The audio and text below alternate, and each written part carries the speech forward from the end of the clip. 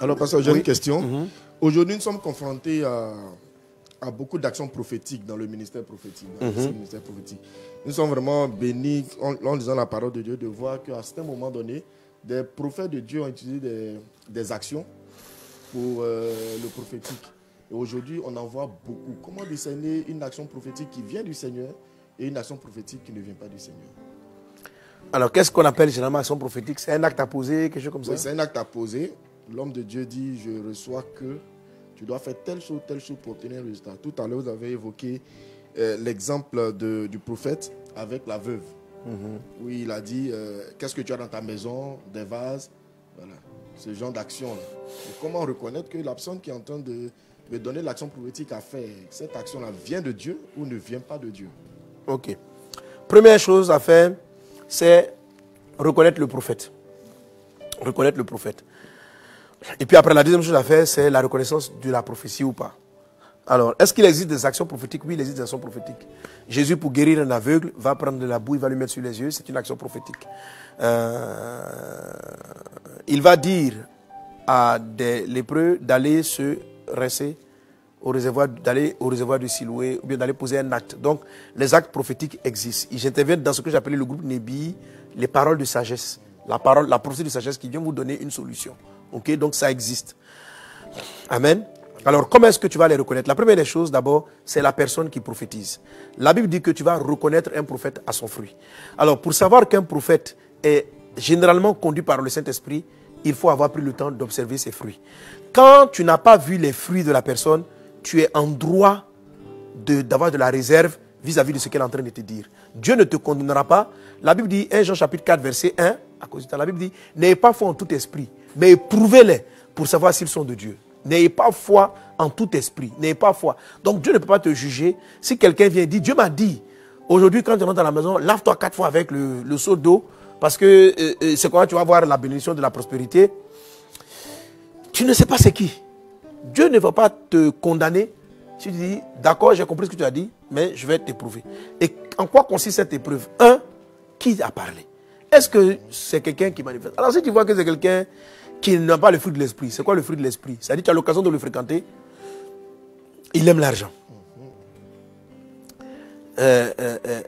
Il est toujours derrière en train de tourner les filles, il est bizarre les filles, un esprit d'impudicité. Il est un peu impudique. Il est... Bon, quand même, vous savez discerner un peu le caractère chrétien. Voilà. Tu vois, monsieur, il est là, il donne des prophéties qui sont correctes, mais il aligne les filles, il a un problème d'impudicité. Donc, c'est quelqu'un qui est charnel, là. Il aura... Et, parce qu'il est spirituel, parce qu'il a un côté spirituel, il peut aller prendre des vraies informations comme Balaam, qui viennent du ciel, là, tu vois, la ligne blanche, où il peut aller pour ses intérêts et son expérience de vision. C'est un devin. Et ces gens-là, il fait de la divination. C'est-à-dire, il oscille entre qu'est-ce que Dieu a dit, qu'est-ce que Dieu a dit, et puis etc. Donc, il faut faire, si tu vois ça, ma fille, mon fils, recule-toi.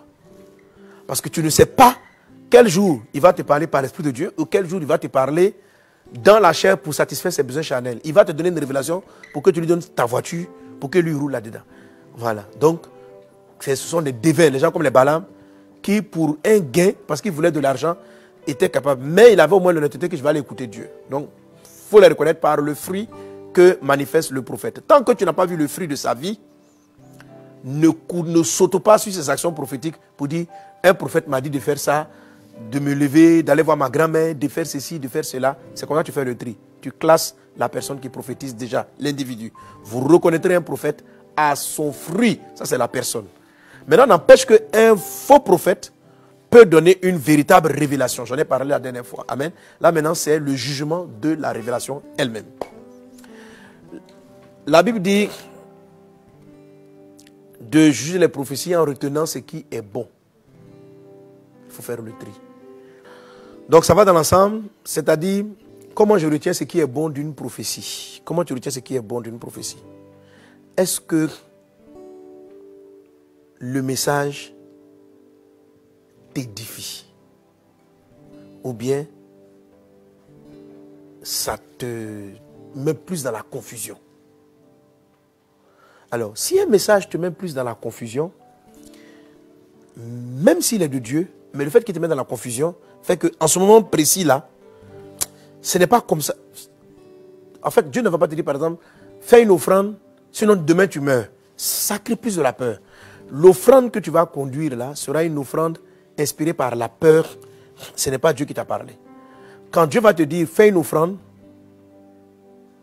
tu vas sentir le courage parce que la prophétie de Dieu va édifier, va encourager, elle ne va pas te confondre. Alors même si le message est vrai, il faut attendre d'être calme. Parce que si tu agis dans la précipitation, sous l'effet de la peur, tu n'es plus en train d'agir sous la vraie forme prophétique. Amen. Retenir ce qui est bon, c'est retenir ce que Dieu dit. Il est totalement normal que tu éprouves une prophétie et que tu dises à Dieu, je n'ai pas. Alors, comment tu fais encore la dernière épreuve? La conviction. La Bible dit que ce qui n'est pas produit de conviction est péché. La personne de prophétie, on te demande de faire un acte. Regarde en toi-même. Prie le Seigneur. Si tu n'as pas la paix de le faire, recule-toi. Ne le fais pas. Ne le fais pas. Il dit, j'ai reçu, voilà ton mari, voilà ta femme. Ah! Ne le fais pas. N'agis pas avec précipitation. Calme-toi. Amen. Ainsi de suite.